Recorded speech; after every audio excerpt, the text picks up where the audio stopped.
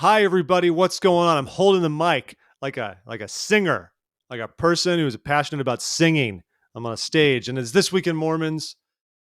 I am Jeff Openshaw. It's nice to be here with all of you. Thank you for taking the time to listen to our We production this week. You can find all of our podcasts at thisweekinmormons.com, and also, of course, wherever you get podcasts. And I want to give a special plug. Spotify, by the way, if you're a Spotify listener, and there is a growing number of you, I look at the data.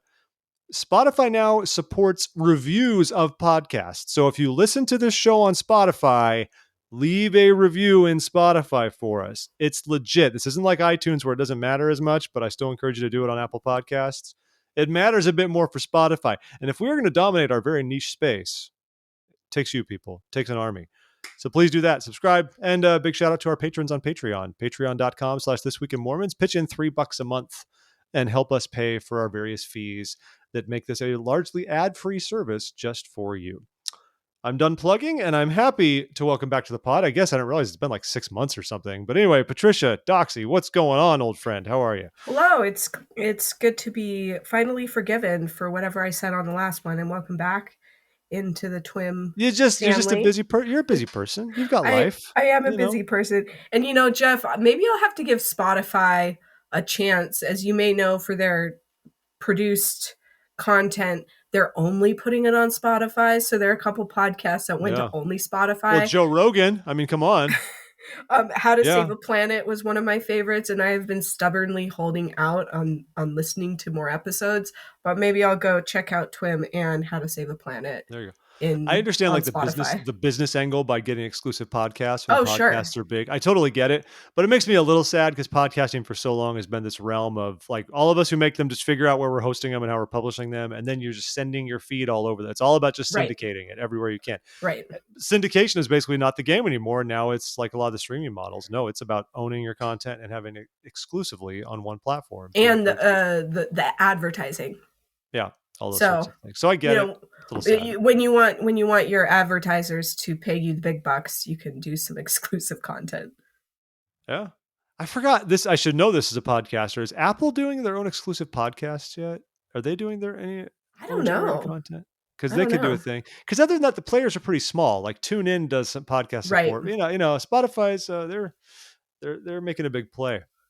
Yeah, so, well they bought a couple companies and some of those production companies and bringing it in-house. But anyway, maybe I'll have to give them a chance. When you're making a lot of money from subscribers and paying artists a pittance compared to what they used to make, right? In the world of CD, people actually buying CDs and stuff. I mean, you got money to burn, right? It's easy. Totally. Sorry, Taylor Swift. Well, anyway, it's great to be here with all of you this week. We've got an exciting week of Latter-day Saint news. I'll give you a little primer here. What's going to happen? We've got Reid passed away, which we talked about last week, but we had his memorial service, and of course, conservative Latter-day Saints are outraged about that we would dare send a representative there and say nice things about a Democrat. Should Zoom church continue? What should you tell? Apparently, I love this one we'll get to, but mom and dad need to take a shower. Thank you, Sisters in Zion. We're going to get to that. That one's fun. Ken Jennings gets to ask a Mormon question on Jeopardy. President Ballard wants us to smile our way through COVID, some temple open house information, and not to be too much of a tease, but what do you do if you develop romantic feelings for your bishop? These are the things. A question I've wrestled with so many times, Jeff. Especially when, the former representative from Oklahoma was never your bishop, I was about to say. No. Anyway, so we've got all that and more. But first, just check in, Patricia. Life good? Utah fine? How's the things? Utah, like Virginia, actually got a lot of snow. So there was a good week and a half there where we got lots of snow. And this is the first time I've owned a home in the snow, so I did quite a lot of shoveling. It was pretty fun, actually. So I enjoyed it. Felt like a good little homeowner shoveling my shared driveway. Brought my daughter out. This was her first real experience in snow, so I was gonna ask. She's enjoying it. Our legislative session is about to start up, so we'll see all sorts of fun things happening there. It's always like, what will they think of next in the Utah legislature? What will they think of next? What fun ideas will they have this year? Right. That's cool. Yeah, we had a lot of snow last week. It was a snow week for school. I couldn't believe it. Like they never went to school once. There was supposed to be the first week back from Christmas break, so Christmas break became 3 weeks long instead of two. And I'm just glad they can go to school again. I'm sure Danielle is as well. Yeah, yeah. It was. I mean, they just got to play. I mean, they just sledded like every day and stuff. But it was. Sure. I didn't do any of it. I work in a basement without windows, but they get to. I don't even know if it's daylight right now. I have no idea. There are no windows here. I never know. Well, folks, let's dive in to the Latter-day Saint news. And there are, like I said, some interesting things to. It's an interesting week. Interesting pieces have come out, both straight up news and some stuff that kind of just comes from the blogosphere. Mm-hmm. A lot of mixes. I'm just going to lead off, though, with the one that makes me the happiest because it's going to get my juices flowing here. Open house reservations are now available for the Washington, D.C. Temple Open House. It's been a long winter here for us in the D.C. region. Our temple's been closed since March 2018. Mm-hmm. It's been crazy long. It's been a while, yeah. Crazy long since we've been able to go to the temple. It's longer than that, though, right? I mean, I said, yeah, that sounds about right. So anyway, it's coming back online as we've discussed here on the pod. But now you can get your tickets to the open house. If you're going to be in the DC area, you go to the little website, dctemple.org. What's cool is, in my experience, you can walk up to temple open houses usually. Maybe that's how you have to wait until like the fitting, you can fit for a group, something like that. But I've also been when you can make, in Philadelphia, you could make reservations for a specific time that you were going to go and go through. In DC, they're not doing that. There's no tickets for the open house experience itself. You only have to have reservations to get parking or to be picked up on the shuttle from the metro station that's sort of nearby. So that's the only thing you need for the online reservations. They are going quickly. They're being taken fast. So if you're interested in that, folks, get in there. Come visit us in DC. Tell me if you're in town. I will go with you gladly. We will all be friends. We will go to the temple. It'll be wonderful. I'm excited to see what changes they've made. One of the ones they've teased, we've heard about. Patricia, do you remember how, the baptistry, of course, is on the lowest level there, right? Right. But usually when the youth would go there, they would just walk down that ramp because there's the overpass, and they'd go outside. Apparently, and there are stairs that go from the let's go down to the, I'm sorry, no, I forgot. Those go down to the distribution center. So anyways, they have apparently built a new staircase like past the viaduct, whatever we want to call it, that goes in the temple itself. And so youth can actually go to the front desk, then go through that nice hallway to the main foyer that has all the paintings. And now they built a new staircase that then goes into the baptistry. This probably makes sense because next to the baptistry was the cafeteria, which is just not even used. So I'm taking a shot in the dark that they tore out a lot, most, if not all, of the cafeteria and now have some new means of getting down to the basement. I don't know what else it'll be. I think most of it will probably be the same, but it's going to be great. Yeah, I'd be curious to see. As maybe your listeners may know, I was out in the DC area for a while, and I've wondered what changes they'll make. But yeah, I remember at one point in the Mesa Temple, we used to go in a side door, and then they switched it so they'd bring us in through the front door, and you'd go by the desk, and they'd kind of escort you and see a little bit of that temple experience. And it's a mix. Like when I grew up going to the LA temple, there was its own side entrance for the baptistry area, and that's where we met. We never went through the front, and that temple's humongous, so I guess that's fine. But yeah, good for them. I hope they kept all that wood paneling. One can only pray. Yeah, I would have been. It would have been fun to be on the team to refinish the paneling, but I hope they didn't take away all of the kind of 70s kitschy, charm. Kitschy charm. But maybe just updated it a little bit. Yeah, probably a bit. I've heard there's some new. I don't know. I'm excited. It's been so long. I don't know how it'll be different at this stage. It's been a very, very long time since. Yeah, now that I don't live downtown, I haven't seen the progress on the Salt Lake Temple for a while. We used to, do walks there daily. Yeah. Should go back and check it out. Well, we know the project, as we talked about a month ago, has now been extended quite a bit. Unsurprisingly, it's supposed to be a 4-year project. Now it's going to be at least like 5.5, maybe 6 years until it's all done. So yeah, crazy time. So come to DC, everyone. Come be with me. Okay. Come worship with me. We'll book some tickets. Okay, sounds good.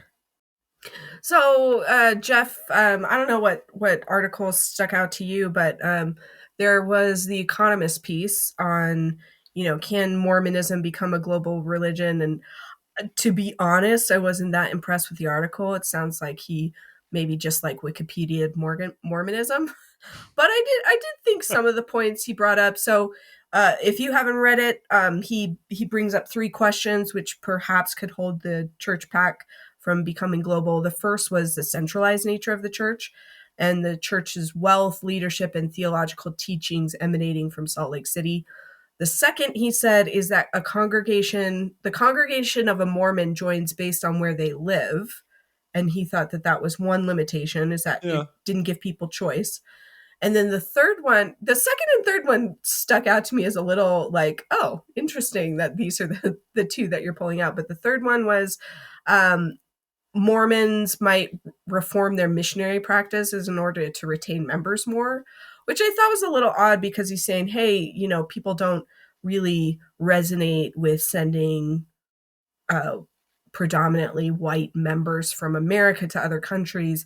But I think the church is trying to make it more local. And sometimes it's just a lack of supply. But I think the church has really been doing that, and where possible, using more local missionaries. Um, the point about Mormons not having the option of joining, I mean, I can resonate. There are some wards that I've really enjoyed and resonated with leadership, and other Mm-hmm. wards where it's honestly been a struggle. I think about my two wards that I've been in here in Salt Lake, and one was a big struggle, to be Yeah. honest.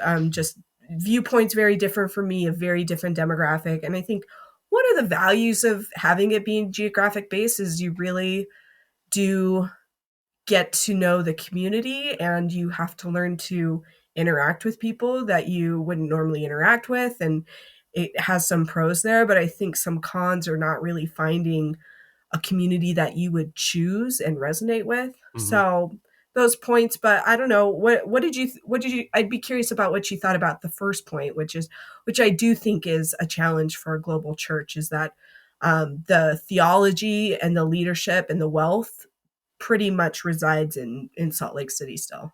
I think I'm going to talk to that for a second. I do want to respond to your talking about congregations being where they are. I agree with Mm-hmm. you, and on all these fronts, sometimes it's hard. You're stuck where it is, but it forces you to be exposed to people and work with people you probably wouldn't if you were just choosing your surroundings. At the same time, how fun would it be if we opened up wards and remember, ward, by the way, historians, comes from the idea of like a ward of a city. It was a geographic area. Like even in DC has wards, or New Mm-hmm. Orleans has like the lower ninth ward was famous. And that's where it comes from. It was from way back when they planned out these cities and the pioneers in Missouri and stuff and Kirtland, and we had certain wards, and that was your congregation. um, but if we opened it up, honestly, wouldn't a little healthy competition potentially benefit wards? Like, it might be terrible because everyone would flock to like the one ward that was doing better or had its stuff together, but it might kind of like force the hand of local leadership to think, man, what do we do then to get people to be here in our congregation? What do we do them to make them feel at home and want to be a part of our ward? Not to disparage the other wards around you, but it might be a way to kind of think strategically in that sense, what you can do to be.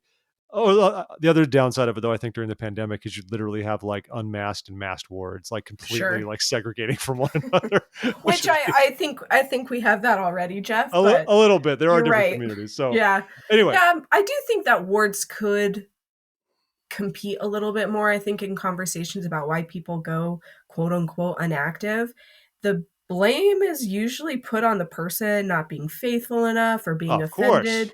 can never be Um, anything else. You but I just wow. think some wards could say, hey, is the environment we are creating the kind of environment that people want to seek out?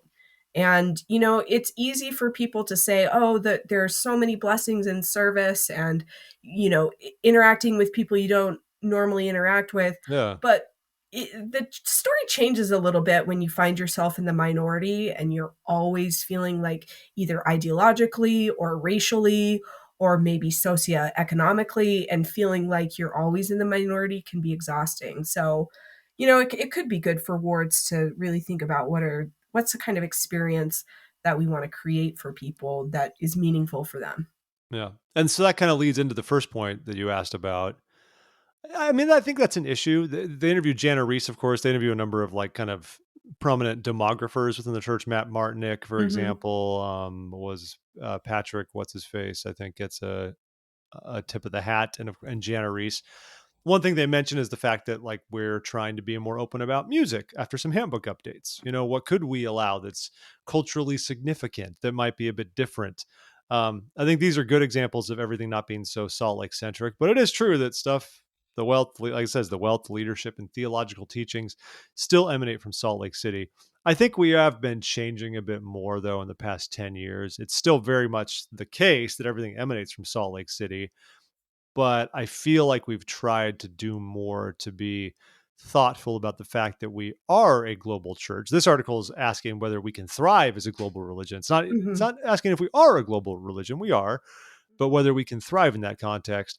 And it makes me worry about like this, the missionary force. I know I might be getting this wrong, but I think it was President McKay. Big time paraphrasing here, Twimsters, but let me know if I'm spot on. But I believe they said something along the lines of, ideally in the church, we're at the point where membership is strong enough around the world that people just serve their missions in their own countries. And while I think that's the gist of it, I would love the source. I looked it up. I had this thought looking into this before, and I tried to find it, but I couldn't find it. But I know I read that somewhere. That's an interesting idea. Like I'd be sad if I was thinking about it, like not having served a mission in Spain. Like I'm really Right. glad I served a mission in Spain. It was a very formative experience for me. At the same time, I have to think if Spain were full of Spaniards doing all the missioning, they might have a little bit more luck Yeah. with the locals. And that could be, and like you mentioned, like, you know, you go to Africa and like what are the optics if we're sending a bunch of American kids over there? The church is doing well in Africa, but it's even stronger. This goes back to the Alma and Amulek thing, right? The whole reason when Alma was struggling to teach the people, but when Amulek spoke up and they looked at Amulek and they were like, oh, he's one of us. He's our neighbor. He's from our town. He's not some outsider coming in here to tell us what we're doing wrong. Hmm. He's on the same level, but he's part of our community.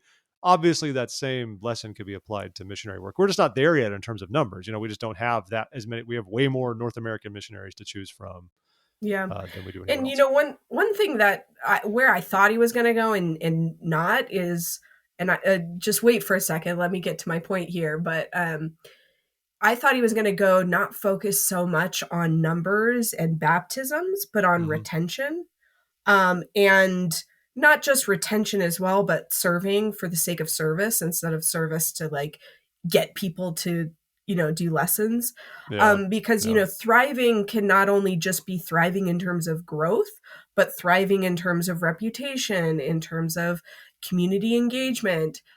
So I personally would love to see an a truly more service oriented mission where it's focusing less on proselytizing and more on developing those types of community engagements.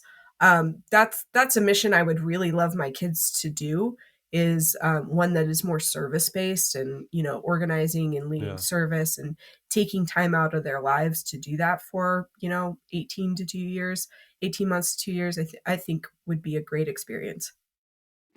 And we do have an element of that. You know, they have changed some of the, what was it years ago? You know, they changed the way they issue mission calls now. They, Mhm. you know, whether it's a service mission, different types of missions, you apply to be a missionary full stop. And what you wind up doing, I mean, you might still lean very likely that you could go on a proselytizing mission, but that's not a given anymore. And I love that they've unified that experience. And it's not because it always felt a little less than like, oh, well, you're not going to go on a proselytizing mission. We'll apply for you to be a service missionary. No, now it's like these are all missions Right. that serve in different capacities, different focuses. That's fine. I And think it's that's great. it's kind of part of mission culture, or church culture, to be excited of the feeling of it being unknown and opening your mission call. But it would be great if there were a little bit more choice in the matter, and maybe somebody is more cut out to do a service, to focus on humanitarian aid, and would be less excited about proselytizing. So maybe introducing some more choice in there. But And like I you could get, yeah, yeah, and you can get excited, you know, like it changes when you're out there a bit too, of course. I sure, mean, that's yeah. normal. But Um, I do think the point, like, part of the church's strengths, but then also its drawbacks, is its theological centralization, correlation. There is a strength to that. but there's definitely a drawback. And I do feel like they've been more intentional about seeking diverse experiences, but it's really hard to see culture. It's really hard to see when it's your own preferences Hmm. over what's right, what's actually a moral decision. So I do think that's limiting. And, until you get um, really diverse leadership, you aren't going to see the real embrace of or in my opinion, of a thriving global religion. And in my opinion, that would also include a diversity in gender representation. But that's another conversation. All right, Kate Kelly, take it easy there. Do you think do you think as a sidebar, do you think we're doing better with gender representation? Do you feel like we've moved the needle in positive ways, even if there's work yet to be done? And Jeff, this is actually going back to my last time on the pod. That was one of the articles we talked about, which is the report that was released on an update of like where have we gotten better, and where Oh at yeah. least in the Yeah, author's yeah, yeah. perspective we haven't progressed. I think that there are a lot of policy and logistical reasons why women aren't in the room to make a decision that I don't think are theologically based. I think it's tradition based. I'd like to Mhm. see those go away.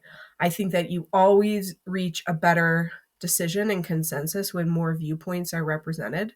And just the way we have it set up, even in ward council, we would be having a discussion, and the bishopric would say, "Okay, we've had a very good discussion. The bishopric is going to go and make the decision," which You I can can't do see why that. they do that. Yeah, but you shouldn't But do at the that. same time, it's like, well, you're essentially just closing yourself off to people who are like you to make this decision instead of making it with a diversity of perspectives included. So in this instance it's gender based, but I think that also we do need a healthy dose of leadership from more global populations and make decisions and policy changes that reflect that. And that's hard to do in your centralized religion because so much of an expression of one's faith is culturally based. And maybe not the faith itself, but the expression of that faith is very cultural. So it makes it hard to have a centralized theology and a unified church experience, but also could be more meaningful to different countries. So uh, Mormon theology started from a very American, very time based. Like the questions that Joseph was answering with Yes. Mormon theology came from a very specific time and place. And as we grow, can we expand that and let other culture, let other the questions of other cultures be answered by Mormon theology as well? And I think they are. There has been explosive growth, but explosive attrition as well, in different areas. So I think this is an open question, but I think it's one that the church is actively seeking out on. How can we not make it just lip service, but actually make it more Yeah. global? We'll move on, but when you're saying that, I'm thinking about ward council. I've been fortunate well before they started enacting a lot of the organizational changes that we've had over the past couple of years. I'd been in like PECs where the bishop on his own accord said like, I want the Relief Society president in here too. Like it doesn't say that in the handbook, or it didn't back then necessarily, but the bishop's like, yeah, this is not just going to be the high priest group leader, the elders quorum president, the ward mission leader, and me. Like we need Relief Society in here for this representation. PEC is gone, of course. Um, and I think it's great that we have the ward council and the way we do things. One thing I've noticed, a slippery slope. I don't think this is a huge issue, but you can see how it could be because we've elevated the responsibilities in many ways of the Relief Society and Elders Quorum president to take a lot off the bishop's plate, which is a good thing, and they should work in tandem, which I think they do by and large, to get the work of the ward done. The one potential downside to this is you've taken a situation where before you had everybody at the same level trying to make decisions at the highest governing bodies of your ward. Now you have Elders Quorum and Relief Society down a level, kind of managing a lot of affairs in the ward, but that kind of still leaves the bishop alone again, if Mm-hmm. this makes sense. Um, and in some ways can remove that structure that you could have had before to have women more directly involved. I obviously don't think there's any kind of bad intent for anything like that, but you could see how that could maybe be the case, where you wind up with Elders Quorum and Relief Society being kind of their own little fiefdoms and having a lot to do, and they're very busy and they're doing great things. But you could see how that could kind of leave the Yeah. bishopric off on its own Off on again, its own. a Yeah. little removed in that sense. All right, moving along here, our good friend of the pod. No, he's not a friend of the pod, but I did meet him once. So you heard last week that a former Senate Majority Leader, Harry Reid, passed away. The twin sisters talked about that, and they talked a lot about some of the things he did for the church that people probably aren't even aware of. He worked a lot behind the scenes to further the church's mission in Washington.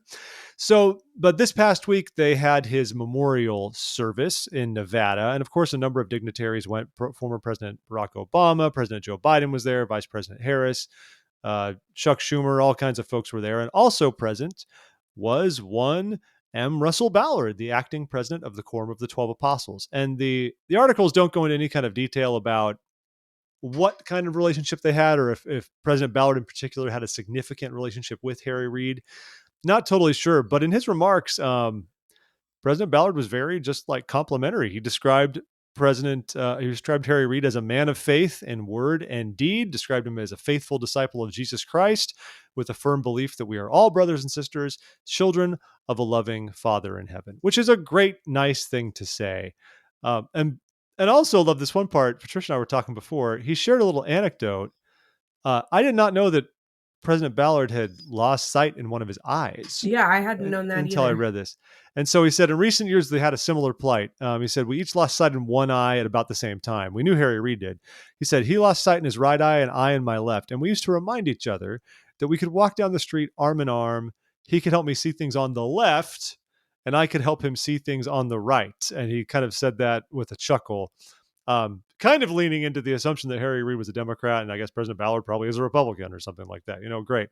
But I think that's great. I love that there's love here. I love that there's love here. I think we forget in our crazy internecine days as Latter-day Saints of late that our brethren surely have political persuasions, but they're not thinking that way. And they recognize that there's good across different people from different political persuasions, and we can just be happy about that. And of course, this was manifest, as you might imagine, on the, for some reason, still open comment section on the church's Facebook page, where they published this same article referencing President Ballard speaking at the memorial. People saying things like, Harry Reid was an active leader with the modern day Gadianton robbers. Oh, Why geez. speak at a man's funeral who told lies?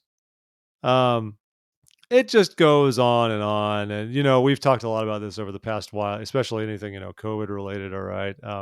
I appreciate the people who just said, like, this is a great opportunity to bear witness about Jesus Christ, and that we have, and we're trying to keep our relationship, especially with government, civil. Harry Reid didn't care about our country. This reminds me, remember they did that fundraiser after Hurricane Katrina years ago when Kanye said George Bush doesn't care about black people? Remember That's that? right.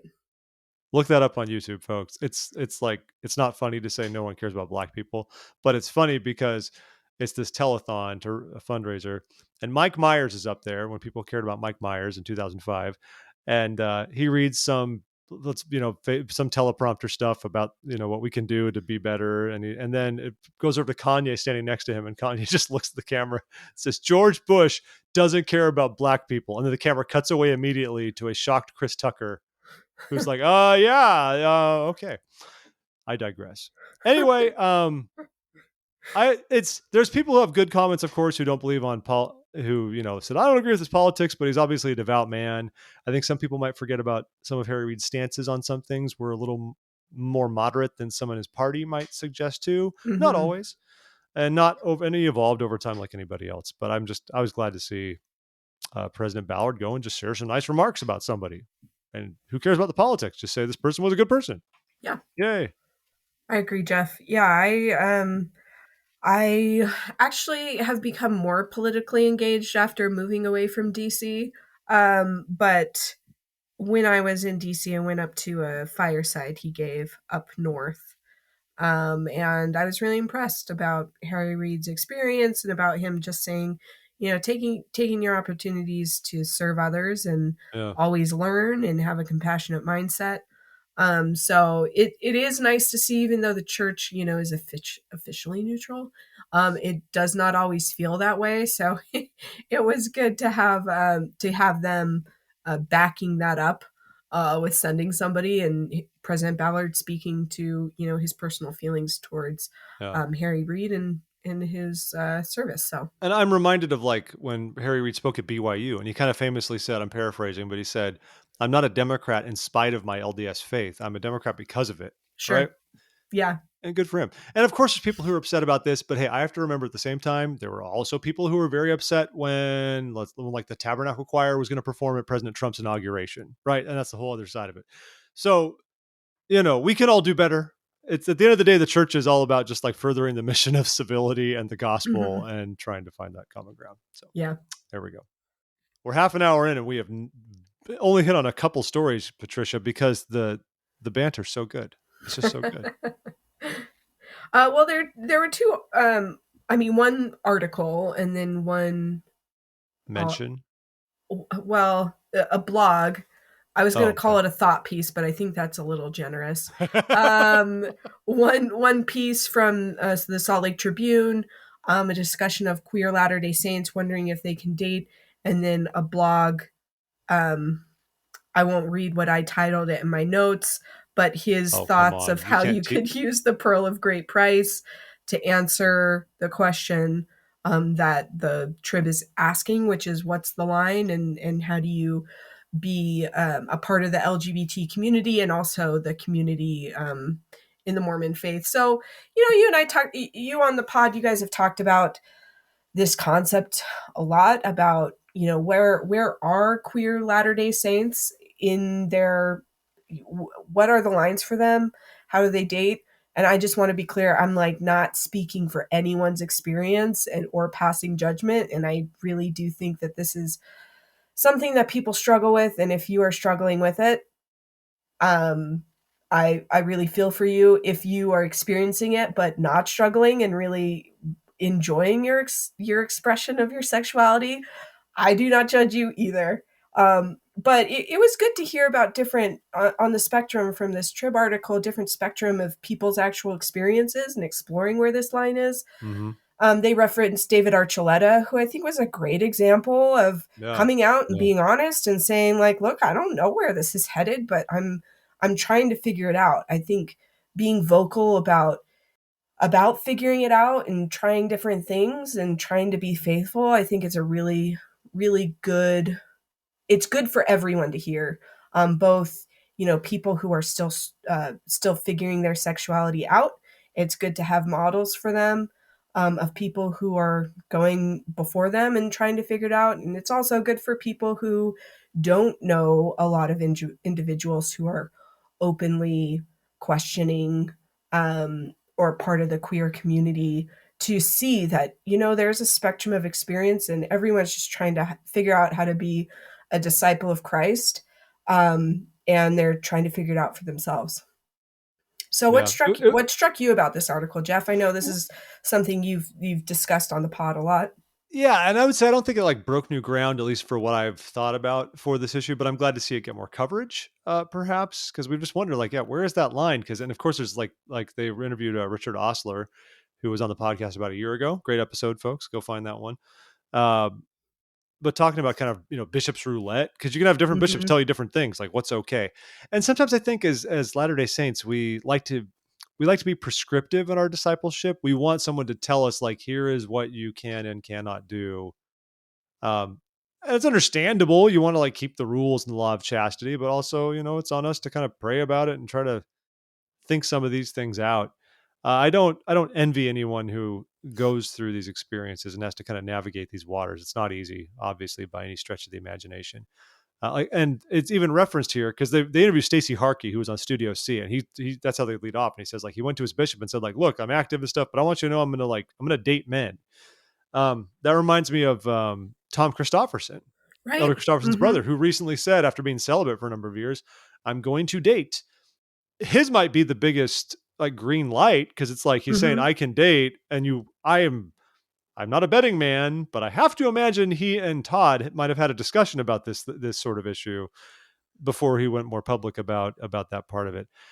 And so we just don't know where the line is. I'm sure people want to know where the line is because they want to know what they can righteously experience.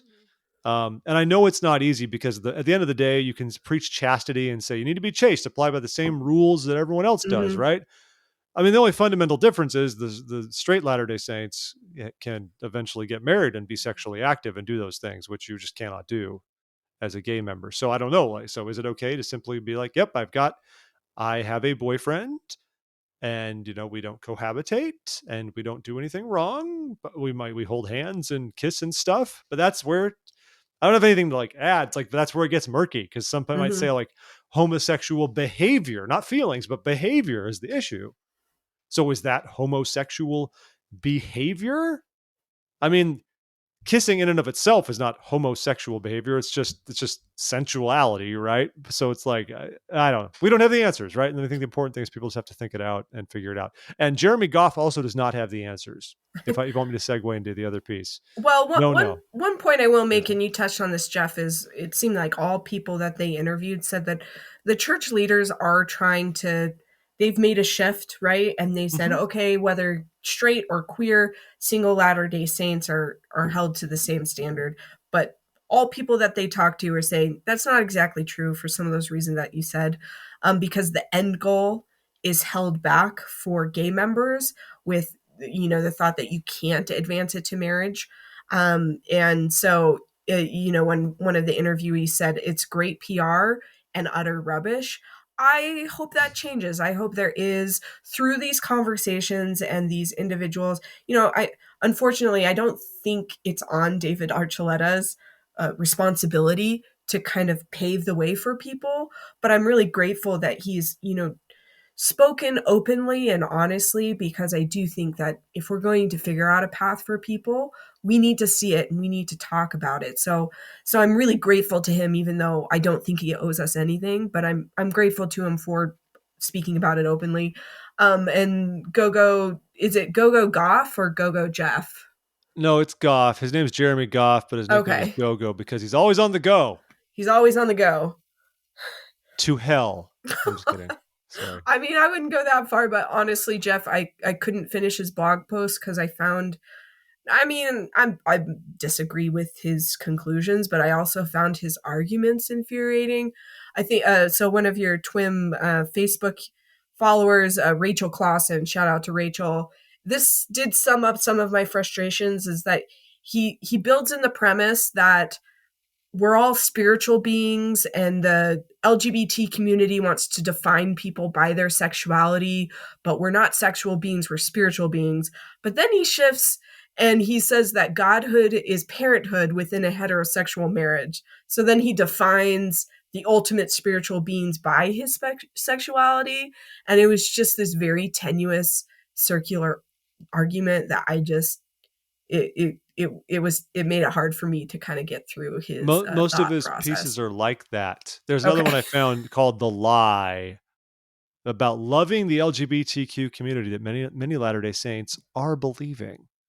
Yeah, The Lie. Look, I've never been impressed.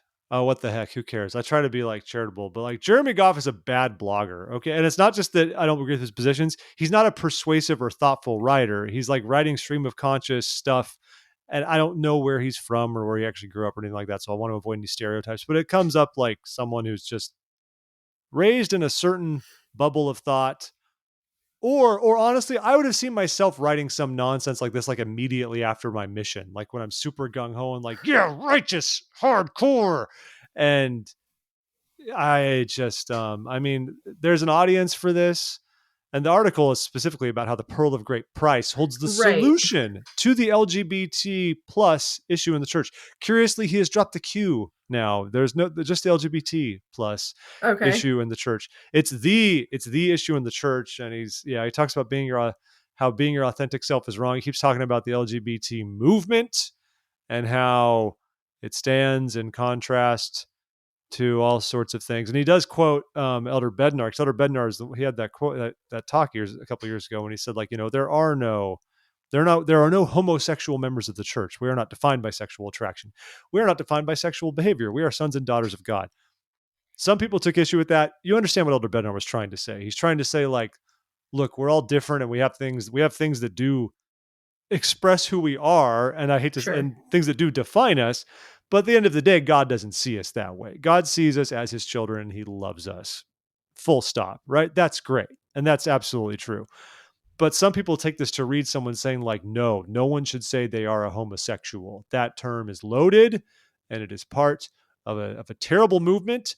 Because, like this, the world demands that we label ourselves by our gender pronouns and orientation. Oh, yeah, where was this great line? There's this oh, here we go. Just as the idolatry of old sacrificed children to false gods, Oh, so geez. too must we sacrifice our status as a child of God to appease the pagan gods of wokeness. And they must do this.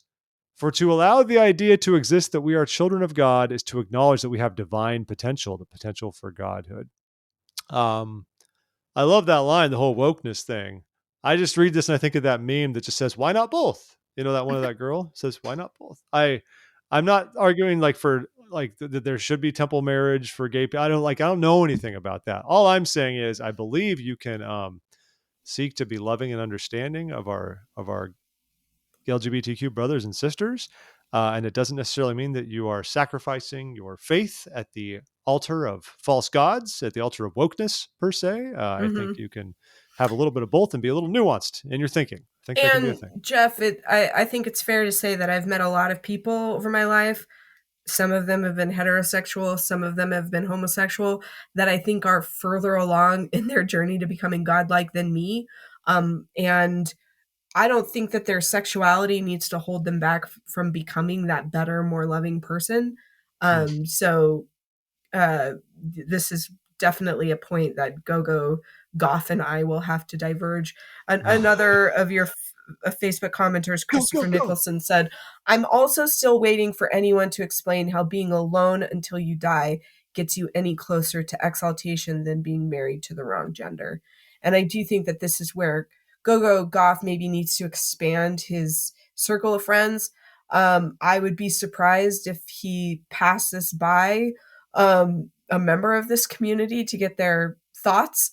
And he also completely disregarded that, kind of a complicated history of the Pearl of Great Price. So just just many just many flaws in his arguments that, you know what, I don't even think people need to read it. But But I you might can link if to you it just want. so you can leave comments on the article, people. Well, one thing, and there's also the assumption that whether or not, like, Peter Fillerup said this in the comments as well. He's sort of waiting for the church to finally come out and say definitively whether or not sexual orientation changes in the next life. We really haven't said stuff about that. We just kind of ignore that potential doctrinal point. And so I'd say until that time, let's just hang out and not write blog posts that argue, basically like you will stop being gay when you're resurrected and then speak disparagingly about folks. So I will link to this article in the notes, folks. Not that I want to give anybody the traffic. I don't. I don't. Yeah. But I want you to write some comments, because he cannot help himself but respond to people's comments, even if they disagree. If they're he does, which is good to his credit. He's not deleting comments that might disagree with Hmm. him in some other articles. So But I will say, Jeff, and like I said, I do not speak for this community, and I'm only expressing my perspective and conversations I've had with people. But some people don't really want their some people, I think, really do hope and pray and have faith that they yeah, will not struggle with this after they die. Some sure. people say, you know what, this is a part of myself that I've come to love. I don't want this to change. And so, how does that fit into this eternal theology? And I think we need to leave space for both of those people to have faith and hope in the world to come. And I don't know exactly how to do that. I try to do it in my own personal worship, in my relationships with people and communities, and showing love and support. But different people do want something different, and I think we should allow them the space to explore that. And recognize that we don't have all the answers right now. I mean, yeah, Yeah, this is definitely. this was a piece that seems like it would have been written like in the run up to Prop 8 in 2008 in Yeah. California. Like that, it's a weird time. All right, couple quick quick mentions for all y'all. Ken Jennings, as you know, has been splitting Jeopardy hosting duties after they announced their permanent host and then fired him in the same week because of sexist comments he'd once made. So Ken Jennings is there. And now, and by the way, this was not lost. I saw some other blog posted. Right now, the Jeopardy champion is a transgender woman. And Ken Jennings, the Latter-day Saint, is the host. He's a pretty progressive member of the church. I don't know what his activity levels are, but that's neither here nor there. But one of the answers, as it is on Jeopardy, was in 2018, the Mormon or LDS Church announced a course correction to stress the full name that mentions the Savior. And I guess so of course the answer is, what is the Church of Jesus Christ of Latter-day Saints? The person did not know. They just said, what is the Church of the Latter-day Saints? Oh, we hear that one all the time. Anyways, we made it on Jeopardy. So and that's especially because it does cut out part of the clue, which is the name of the Savior. But in their defense, I did find this clue confusing, and it doesn't I actually definitely knew the answer. Yeah, it felt more like just a straight up statement than an answer to a question, Jeopardy exactly, question. Because the way it's worded is kind of funny. It just says in 2018 the church announced a course correction. Like it doesn't say like this church announced right. or Exactly. this church's proper name did this. It doesn't. That is kind of worded funny. Jeopardy, get it together, Jeopardy people. I know we need some more vetting of those clues. I want to speak about something that people ask me about quite frequently, and I want to give massive props to our contributor and friend of the pod, Joe Peterson. We get asked here and there, especially after talks like Elder Anderson's a little while ago in conference, why have we not changed our name? Why do we still have the word Mormons in our title? I've spoken about it quite a bit. And one thing I've glibly said many times is I'll change my name once LDS Living changes their name. They're owned by the church and they're still dropping LDS right and left. So what's the deal, right? Kudos to Joe, who actually contacted them, and kudos to LDS Living for responding with a thoughtful, completely candid response about this issue. This is the kind of thing that it's easy on my side to be like, just to like ignore the issue and just say, well, I'll do it when LDS Living does it. Leave me alone.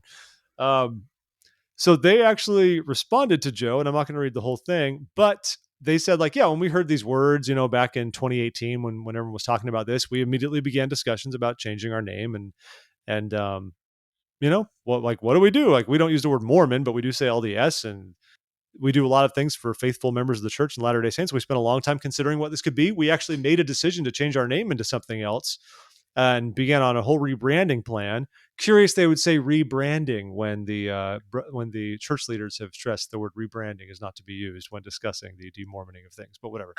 But they actually took the proposed modification to the board of directors, and they were surprised that the board of directors said, no, you don't need to change LDS Living because it does not refer to the name of the church. Members of the church are appropriately referred to as Latter-day Saints, or in this case, LDS. Now, that's not exact. So they've just opted not to change the name. Very curious to me, because I have to imagine, I don't know if at the board of directors level, if we've got like top church leadership. Yeah, I was going to ask you if you knew what that board of directors like. At Deseret Book, yes. At LDS Living, not sure. And of course, we're different because we're not saying this week in LDS. We are saying using the Mormon word, but it is true that we are not referring to the name of the church either. We have never, and we've always been very good about that on this podcast. We don't call it the Mormon Church. We talk about the broader community, the broader idea of Mormonism, the belief system, and that's This Week in Mormons is a deliberately grammatically wrong way to say This Week in Mormonism. That's essentially what it is. But it's This Week in Mormons. It's the people. So it's maybe not a complete cop-out, but I thought it was very funny that LDS Living responded and was very candid about it and their experience doing so. So absolute kudos to them. Really appreciate transparency in that regard. And it provides maybe a little bit more cushion for what we're doing, because we are speaking of the members, the culture, the things. I am 100% pro using the correct name of the church in every instance possible, even if it means really unwieldy headlines. You're way more committed to this, Jeff, than I am. I just frankly could not care less about it. I'm trying to play ball. Like, you can see a noticeable shift in fall 2008, when at least mentions of like, we stopped calling people like Mormons in our articles. We started saying Latter-day Saints in general. Headlines I would shift so they didn't say more as needed. like we try. We haven't changed the name of the podcast, but I think we've done a pretty wholesale adoption in terms of what we publish that covers it. But they did specifically ask the journalistic community to shift, and I think adhering to people's style guides whenever possible is really helpful. So I think you have a pretty good reason from a professional standpoint to do it that way. I guess I just can't get myself to care about it at all. But I know some people care about it. But I, like you, Jeff, will try when there is a broader spectrum of Mormonism, Yeah, not referring to the the Brighamite branch, if you will, yeah, yeah, yeah. who people typically refer to. And I think expanding your view, especially in discussions about this, people who identify as current members of the church, people who don't, your podcast is about that whole spectrum. So It is true. It is true, and I like to say that, and we do like to get into history. At the same time, I mean, like I'll openly admit though, most of what we're covering is the Brighamite sure, group, right? Like sure, I'm not covering news about the community of Christ. They've got news affecting their community, and there might be some stuff that gets elevated enough that we see it, but I'm not like getting in the weeds in their general world of what's going on, right? So sure. I know That's a fair point. I no, and I appreciate you getting my back there, but I also want to not overrepresent myself and the love I'm giving to the Bickertonites. Bless them. There are some really interesting offshoots, even current offshoots that my husband really likes to stay up on. You don't cover those as much, but still, I think Is using your Mormon refers to the culture and the broader culture, so I'll is give you your a pass. is your husband joining the Denver Snuffer movement? He is not, but Uh, he is fascinated by them, as as well as some of the other spiritualists and Julie Rowe and Daybell, etc. He gobbles up that news. But yeah, all right. Well, anyways, I thought you'd all appreciate that. I thought it was fascinating that we got a direct response from yeah. them. So thank you, LDS Living. Appreciate it. Good for them. So a few more articles we wanted to cover.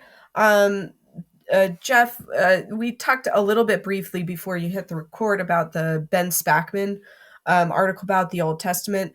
If you haven't read it, I found it refreshing. He's an academic, but he, at least in this setting, he didn't have that affectation that sometimes academics need to have.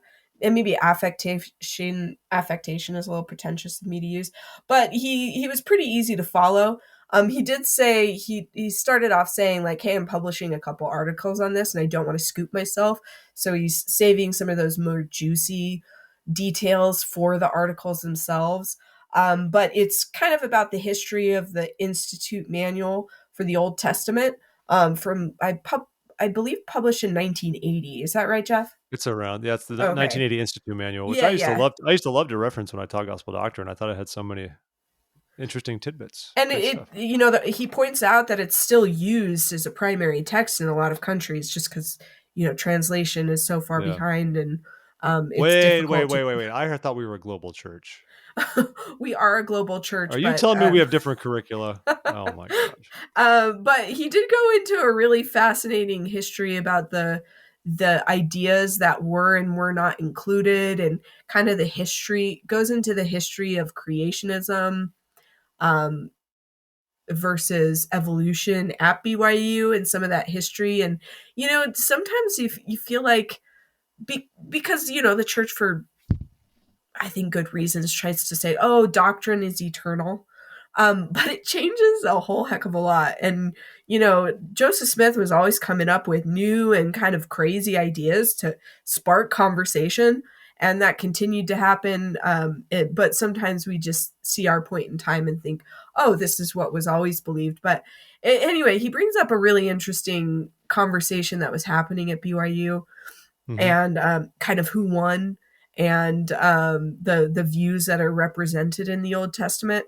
Spoiler alert: he doesn't like the manual, so just keep that in mind. But my interest At was least about piqued. Genesis, mostly about the book of Genesis. Sure, That's what he sure. gets. Songs of And Solomon section is tight. Don't worry, very good. no revisions. Very. But he piqued my interest. I'll probably check out his articles when they come out. He doesn't reveal the author's name, because he said he didn't want to scoop himself, Gary. but it's pretty interesting. He just talks about ideas and how the brethren come to decisions about these topics where there's a lot of open questions, and I thought it was a good read. It's funny because a lot of this is I don't see him going after. I mean, he questions the content, but a lot of this goes after Gary for one, the unnamed author who wrote large sections of it. But I love what he taught this one paragraph, and he says, frankly, it's bad. It quotes Joseph Fielding Smith to force a false dichotomy between faith and evolution. It represents as reliable and good sources for Latter-day Saints a Seventh-day Adventist creationism pamphlet quoted for nearly 2,000 words. Melvin Cook, LDS chemistry professor and young earth creationist, well known in the broader Christian world of creationism, and Immanuel Velikovsky, fringe Russian-Israeli psychiatrist and catastrophist of the 1950s and 60s. These are the things like you don't know you're reading because you don't I bother know. when you're in these manuals to look at the footnote and see where it comes from. Which is like Velikovsky proposed that the dramatic accounts in the Bible, Egyptian, Chinese, and Mexican sources were simple eyewitness records of natural events. Mm-hmm.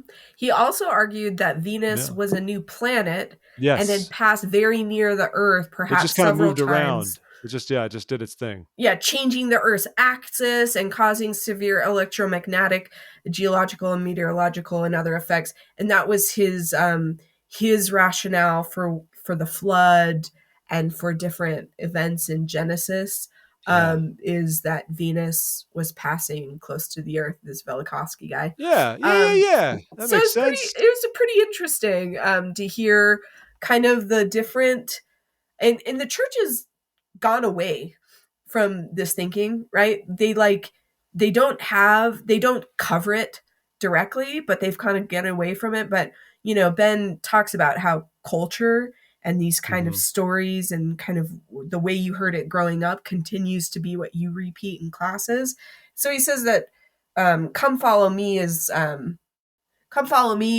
easier to be updated, kind of For sure. de-emphasizes these aspects that are difficult to support. But I thought reading about the history was pretty fascinating. And the funny thing is the comments, there's many people who come to defend Gary being a righteous, noble, inerrant individual, which I'm sure he's a great person, but he basically says, he describes Gary's political and religious views as landing to the right of Ezra Taft Benson. Which is pretty which I didn't know was do. possible. I didn't know it was possible either, Jeff. In his view, the scriptures clearly taught that women should neither hold callings nor vote in elections. The U.S. has already lost to the socialists. BYU is more secular than the California state school system. KSL was a Marxist conspiracy. Yeah, he believed in there's all kinds of interesting. So it's like you said, fun read, interesting stuff, good food for thought. It is think about where you're getting your information and why we and who we allow to give us that information. And these things that we repeat, where are they coming from? The article talks about how a lot of curriculum that was formed after this time is kind of in the fury of anti-socialism and kind of the communist scare, even though, it's in the 70s and 80s, it's still very much during that time where leaders are impacted. And sometimes the way that they interpret theology is more anti-communist than pro-Christ. Not all the times, but it's just a good example of how our culture impacts our theology, and we shouldn't just assume that our reading of theology, because it reflects our culture, is necessarily correct. Yeah. So we'll link to it. Ben Spackman's I've liked a lot of his articles, so check that out, everybody. Let's move over quickly to By Common Consent, article here by Sam Brunson. We've featured a lot of his posts on here. I like Sam. He writes good content. Butts in pews? ? So the gist of it essentially is he's wondering why Zoom church is being shut down in some situations and what's the driving force behind that? Because some places still have it, which is interesting to me. We've got rid of Zoom in my ward back in July across the board. Really? It's not an option at all. You don't. Okay. There's nothing. But I talked to a lot of people even in Utah and elsewhere where there's still a Zoom option going on for individuals, which I think is fascinating, especially because we've talked a lot of, we talk a lot about sociocultural issue leanings in certain places. So I think it's interesting they'd offer something like that in some places like Utah compared to Northern Virginia. Either way, after he gets through some content talking about how basically like it's ridiculous you wouldn't have online church during the Omicron wave, for example. But in a post-pandemic world, he's saying, I can't think of a single compelling reason to eliminate an online church option. And he does recognize that for most of us, in-person church is a better experience. I think that's true, right? That's fine. But there's a lot of perks to having online church. You have surgery, you're home, you're sick, whatever. You can still watch something. Our Zoom culture can make it as such so that if you're back blessing a baby in your ward, you could stream it to people who couldn't be there. I mean, like we didn't have that because we blessed our kid like right in the early days of the pandemic when my youngest was born. But yeah, we did the whole blessing on Zoom, and friends from around the country and even some relatives in Japan, people tuned in and got to see it. We didn't do that before the pandemic. You just invite people to church, and if they can't be there, well, so be it. That's it. Mm-hmm. So he goes into a lot of reasons like why we'd be against this. Of course, there's probably inertia and comfort. Like we're accustomed to in-person church, and that makes sense. Maybe budget's a question because how do you count? Ward attendance, your budget for the ward is based on sacrament meeting attendance. How do you count that if it's Zoom numbers or not? There's a lot of things you can get on here. And I can see the cases for why you would continue with online church. I think a lot just kind of wanted to get back to something resembling what they'd call as normal. Though I do think the more I've thought about this more though, Patricia, there's a certain irony to me that in the past few years, we've switched around. We do Come Follow Me. We do home-centered, church-supported, right? But if someone were to dare say, cool, I want my home-centric church to be me at home teaching my kids, and we can like tune into sacrament meetings and stuff like that. It's funny to say like, no, it's church-supported. But church-supported means you need to be here physically for 2 hours, which is better than 3, don't get me wrong. But I do think that's kind of an interesting thing when we keep trying to say like, it's home-focused. The church is to support it. At the same time, we're not quite really like willing to sever the umbilical entirely in the case of home-centric church. But I like going in person. It's good to see people. I think for me, it's mostly like socialization, and it probably helps me focus a little bit better because if I watch something on Zoom, it's like I'm sitting at my computer. It's way too tempting to just like open up some browser windows. I mean, it's the equivalent of staring at my phone during Elders Quorum lesson if I'm there too. Sure. But anyway. And this goes back to our conversation about the global religion piece is, if the church is truly afraid people won't come back, or wards, maybe they should be asking us why people don't want to come back and changing that instead and giving people every opportunity to participate in a way that's comfortable for them. There are lots of people who do have social anxiety, who are on vacation, which he mentions, who are sick. Let them have the experience that they want to experience. And really, if you think that coming is important, maybe you just make it a really compelling experience and a fun environment. Give people the things that they're seeking for instead of trying to limit options that they find appealing to them. Yeah. And especially it's like if you feel like it can become rote and predictable, which it can in many cases. One, I hope ward leaders can think about that, like you said, what they can do better. And then you can understand from the other side of it, like, look, church is just kind of like it's pretty predictable by the numbers. So I can either do it in person or I can just do it at my house. I mean, in general, I like going. For me, it's good. And for me, having young kids, I like it because there's a whole part of it. Like I can conceptualize the difference is between going in person and being at home. I'm an adult. I can do that. But if my kids never go, then for them, church is always on TV.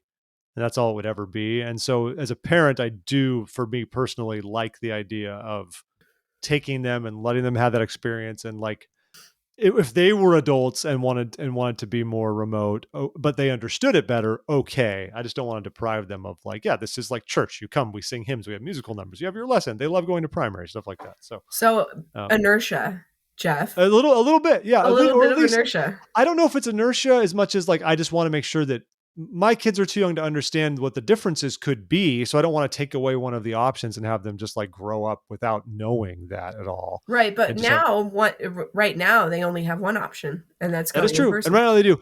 But I think it works. At the same time, we had state conference this weekend and they actually did all of that remotely and allowed it. And who boy, was it fascinating to see how many people were on Zoom for like stake leadership meetings with a 70, like the kind you think they're going to be there. Oh, you know how Zoom has like pages you can scroll through. There were like four or five pages of, Interesting. and this is a leadership meeting where the number of attendees for this would be like what, like a small sacrament meeting number typically for that kind of thing. So I imagine the chapel was pretty darn empty.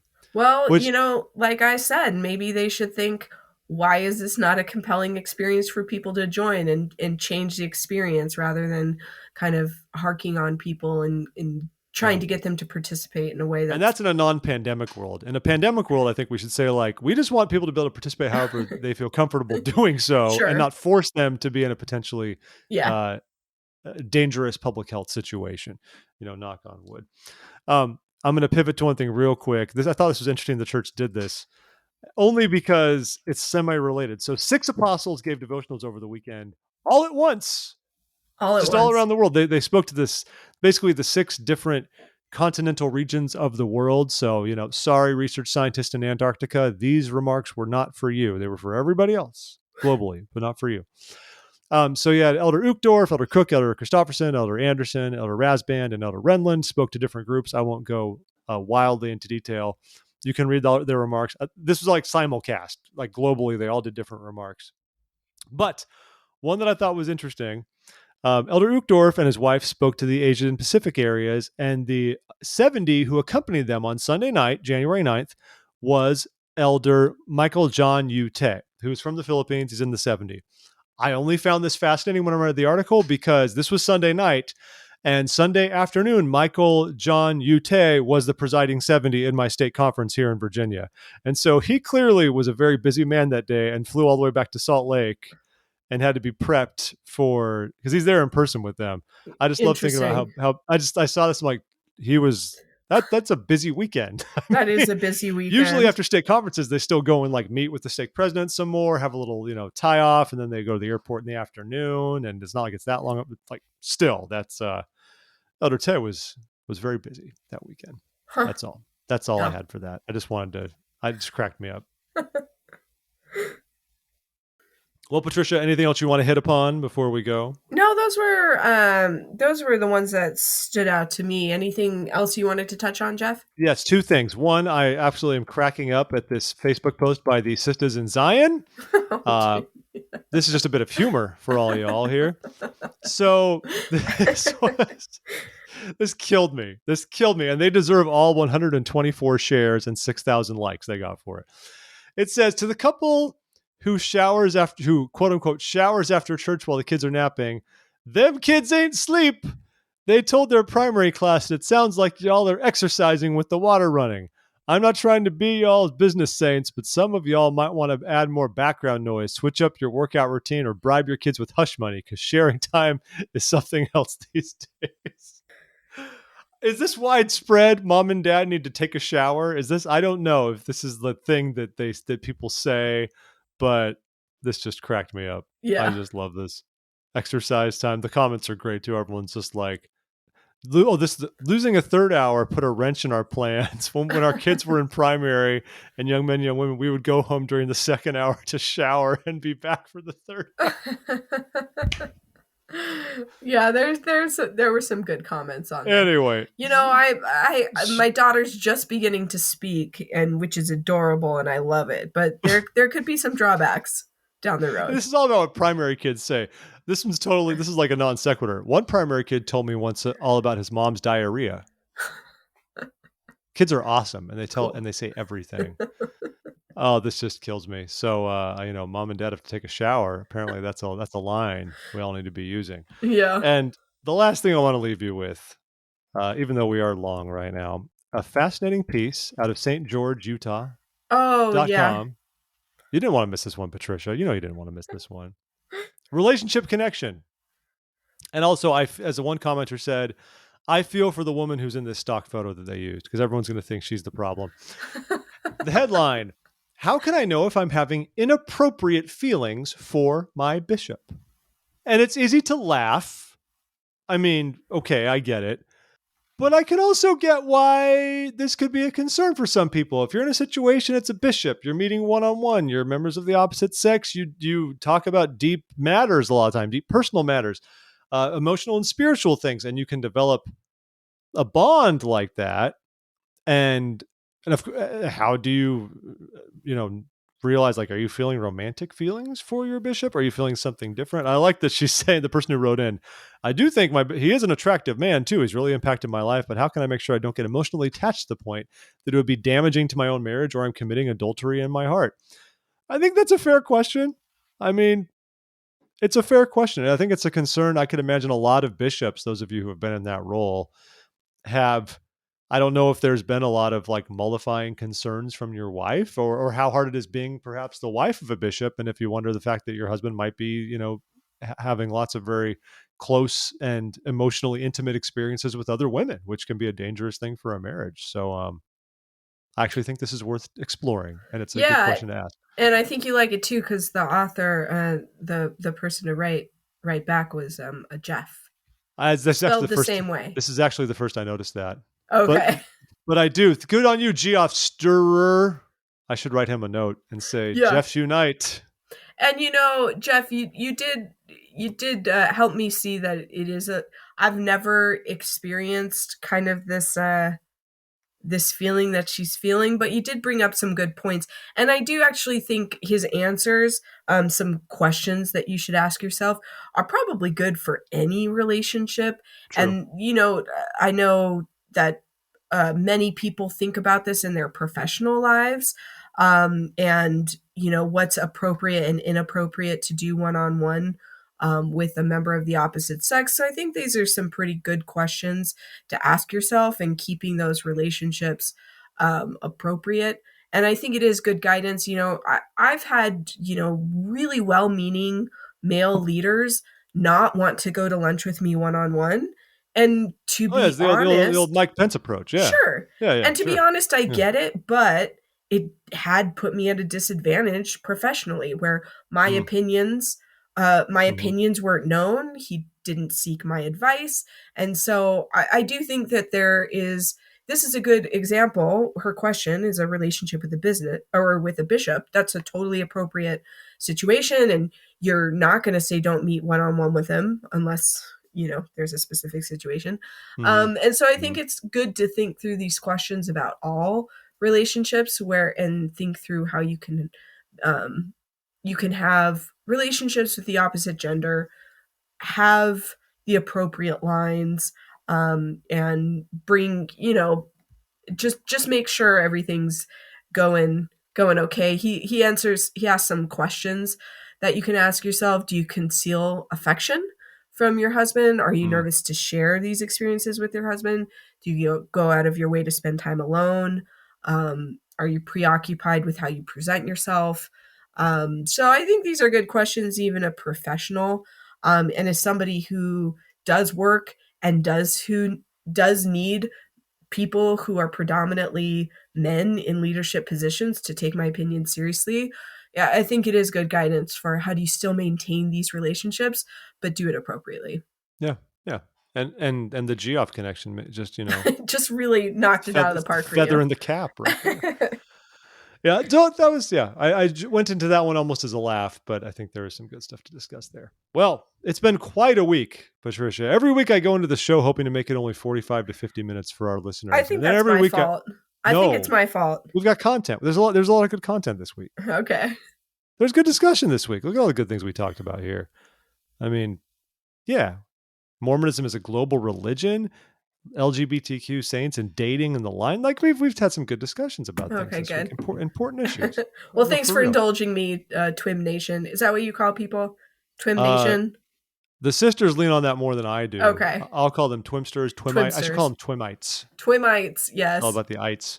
Anyway, folks, thanks for listening. Appreciate it. Can't do it without you. So please share this show with everyone you know and love, and have them share it with two friends and then with two friends, and build your downstream of Twim. It's very important that you do that. If you do this, you will be blessed. Seriously, so blessed. Patricia, delightful to have you once more. Thanks for taking the time. Thanks, everyone. Yep. Good to And talk to you again. we'll talk to you all later. I'm Jeff. That was Patricia.